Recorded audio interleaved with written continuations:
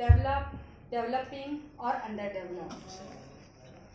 This is due to the significant role played by the woman during her lifespan as a sister, as a mother, as a sister, as a daughter, as a wife, and so on.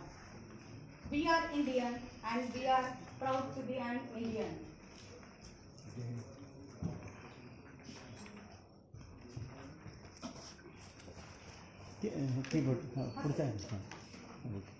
We are Indian and we are proud to be an Indian.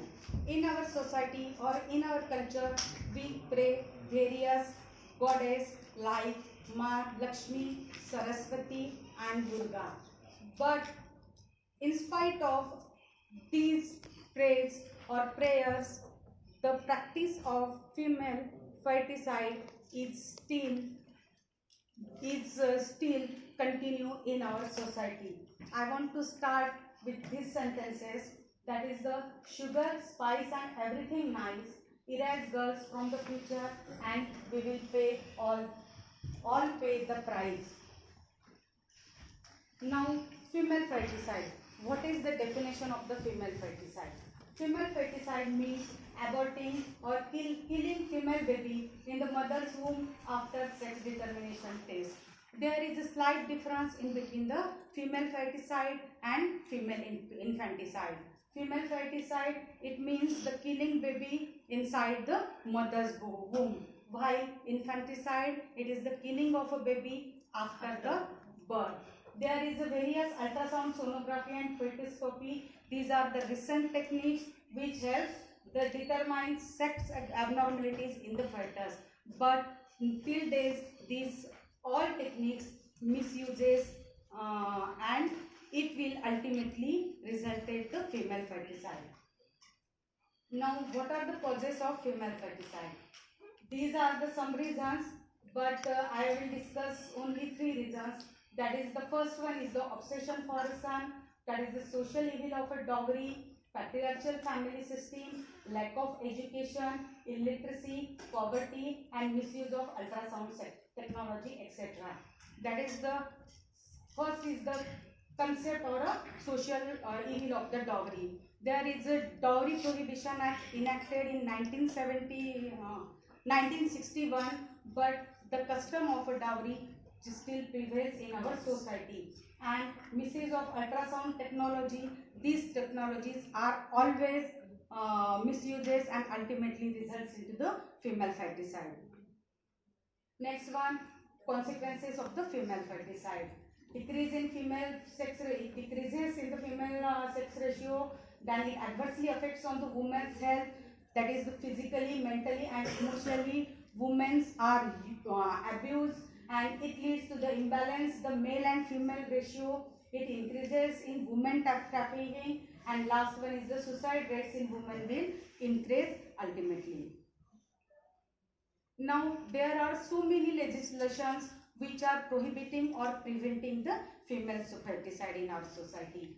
One of the legislation or constitutional law, it is the basic or fundamental law, but there is no direct provisions regarding the prevention of the female ferticide.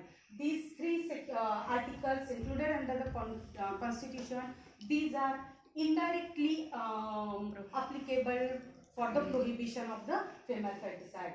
That is the Article 14, that is the equality before law and equal protection of the law. Like a fetus of a male, the female fetus have equal right before the law. Then second one is the Article 15, that is the no discrimination on the ground of caste, race, religion or sex. Under the Article 15, there is a term that is the sex, but there is a no, it means the no discrimination relating with the sex. No one can discriminate male and female sex, but there is a no direct provision regarding the prohibition of determination of the sex directly. Constitution makers doesn't make, there are no provisions regarding the prevention of the female ferticide. Direct provisions is not mentioned under the article. It is one of the lacuna. And Article 21, right to life. right to life states that every person has a life to live with the dignity. Is similar. Likewise, the male fetus, it is the right to life to be born alive of the female fetus right. Then there are some provisions.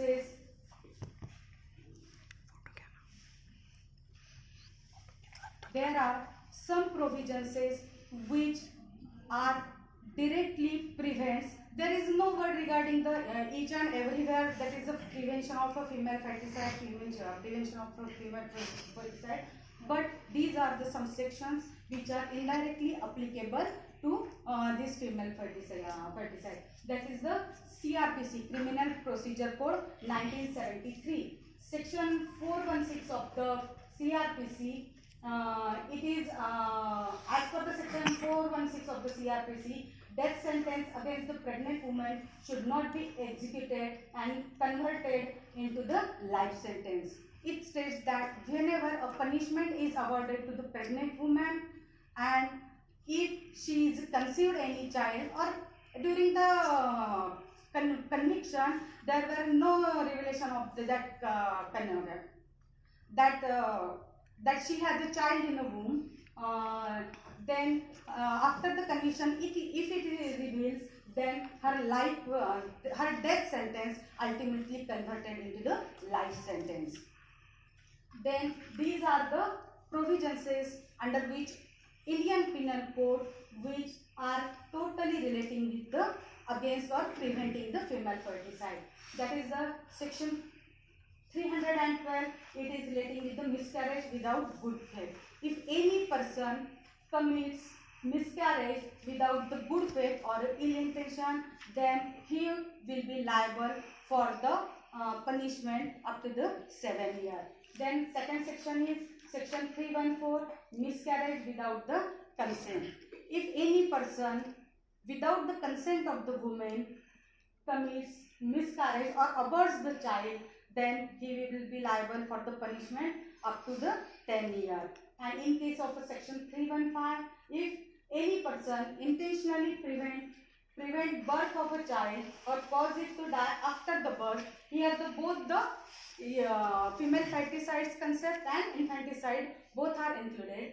That is, if any person intentionally prevent the birth of a child, then he will be liable for the punishment up to the 10 years. And section 316 of the IPC states that act causing death of a quick unborn child, then he will be also liable for the 10 years imprisonment. And section 318 of the IPC states that if any person secretly dispose the dead body of newly born child by concealing his death, in that case he will be liable for the punishment up to the 2 years. Then next is the Medical Termination of Pregnancy Act. This act mainly deals with the certain termination of the pregnancies. MTP Act enacted in 1971 and which came into the force in 1972. This act clearly states the condition under which a pregnancy can be legally terminated. There are the 3 or 4 grounds under which a person can, if there is a grave danger to the mother's life or fetus life, then if there is contraceptive failure, or if there is sexual assault, etc., these are the grounds and these are the provisions under which a pregnancy can be legally terminated.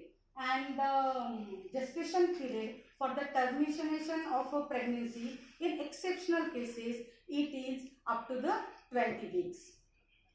But recently a medical termination bill 2020 was introduced, and according to that bill, a period of gestation, it will be gestation of abortion, it will be 6 months extended up to the 24 weeks. 24 आठवड्यांपर्यंत त्याला वाढवलेला आहे. And there are so many provisions, that is the termination of the pregnancy should be done under the registered medical practitioner and so on. And if any person violates the provisions of the act, then he will be liable for the punishment up to the 7 years and so on. And next is the Preconception and Prenatal Diagnostic Techniques Act, that is the PCPNDT Act 2003. Maharashtra state was the first state who enacted Prenatal Diagnostic Techniques Act in 1988. Then the central legislation, it was PND, that is the PNDT Act, it was applicable in the 1994. And after that it was amended and renamed as the Preconception and Prenatal Diagnostic Techniques Act, that is the Prohibition of a Selection Act 2003. And these are the some salient features of that. This act contains total 34 sections and which divided into the total 8 chapters. It is not possible to discuss each and every section, that's why I am mentioning here only salient features of that. This act regulates prenatal diagnostic techniques for detection of genetic abnormalities by restricting their use at registered institutions by the